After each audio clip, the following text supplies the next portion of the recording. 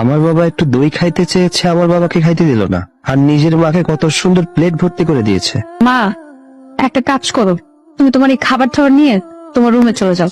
যেভাবে তাকায় আছে তোমার নির্ঘাত পেটে সমস্যা হবে। তুমি যাও, তাড়াতাড়ি যাও। তোমরা খেতে বসছো? আর আজকে এত তাড়াতাড়ি তুমি অফিস থেকে চলে আসলে যে? কাজ কম ছিল, থেকে কি করবো, এর জন্য চলে এলাম। তাড়াতাড়ি শুয়ে আসো, তুমি আর আমি একসাথে বসে খাবার খাবো। যাও। আচ্ছা ঠিক আছে।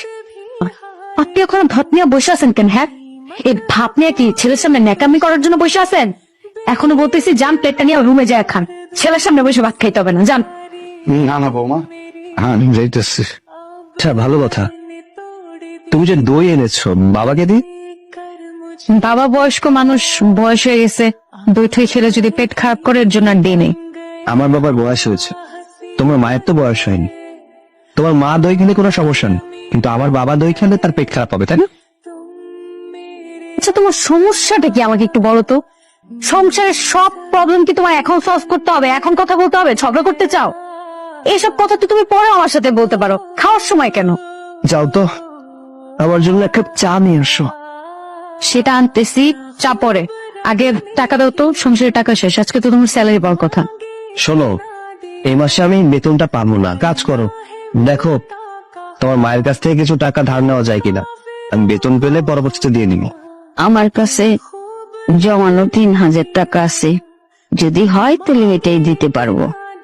আর জামাই বাবাজি, টাকাটা বেতন পাইলে কিন্তু আবার দিয়ে দিও। আগে তো দেন, তারপর দেখছি। দিচ্ছি মানে কি? হ্যাঁ, আমার টাকাটা ফিরাই দিতেই হবে। মা, তুমি এইসব নিয়ে ভাই বই না তো। ও তো খরচের টাকা আমার হাতেই দেয়, আমি সবার আগে ওখান থেকে তোমার টাকাটা দিয়ে দিব। তোমার একটা বুদ্ধি দিব। কি বুদ্ধি আম্মা, বলেন। শোনো, তোমার বাবার তো অনেক বয়স হয়েছে, তাই না? তোমার বাবার এখন তোমাদের সাথে রাখার কি দরকার? তার চেয়ে ভালো একটা ভালো বৃদ্ধাশ্রম দেখি পাঠায় দাও। মা, তুমি কিন্তু অনেক ভালো বুদ্ধি দিছো। হ্যাঁ, একদম সঠিক কথা বলছে। ঠিক আছে, দেখা যাক কি করা যায়। আর এতদিনে আমার জামাই তোমার কথা শুনে একটা কাজ করবে, ঝামেলা বিদায় হইতেছে। শোন, তোর শ্বশুর এই বাড়ি থেকে চলে গেলে আমি এই বাড়িতে থেকে যাবো। আমি এই বাড়ির থেকে কোথাও যাবো না। এটা আবার তোমার বলতে হয়? আমি নিজেই যাইতে দিব না। তাই না? কি বলেন টাকা? বুঝছি, জামাই বোন আসবে, বেতন পাইছে। মা, চলো আমরা আজকে শপিং এ যাই। বাহ, টাকাটা হাতে পেতে না পেতেই শপিং এ যেতে চাচ্ছ।